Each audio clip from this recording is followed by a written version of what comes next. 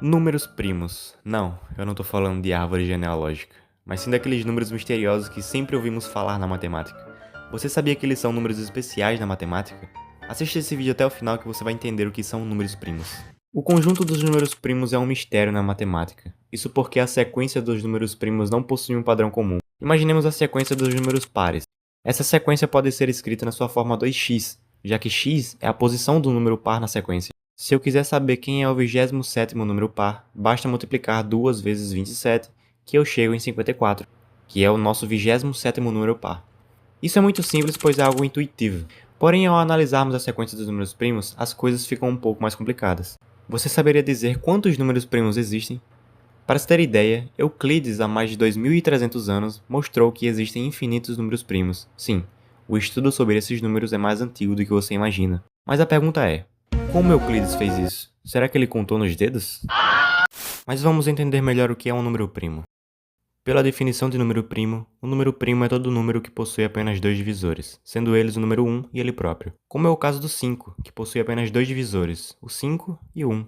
Todo um número que não é primo é um número composto, como é o caso do 8, que não é primo, pois ele possui mais que dois divisores, sendo eles 1, 2, 4 e 8. Para se ter uma ideia de como é difícil determinar se um número é primo ou não, você saberia dizer se o número 241 é primo?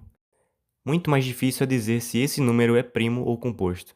O matemático Pierre de Fermat afirmou que esse número é primo, enquanto o matemático suíço Leonhard Euler afirmou que é composto. Qual dos dois estava certo? No entanto, existem algumas artimanhas para determinar se um número é primo ou composto, que é o que chamamos de critério de multiplicidade. Para reduzir um pouco mais o nosso universo dos primos, nós podemos determinar que não existe número primo que é par.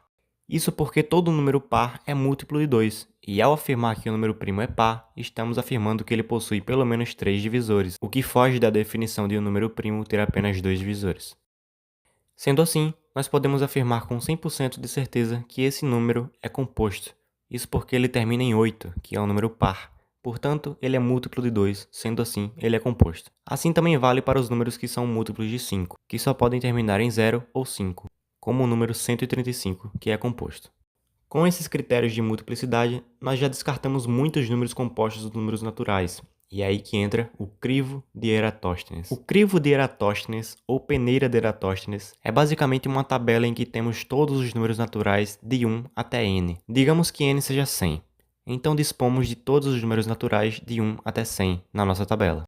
Queremos saber quais são os números primos de 1 a 100.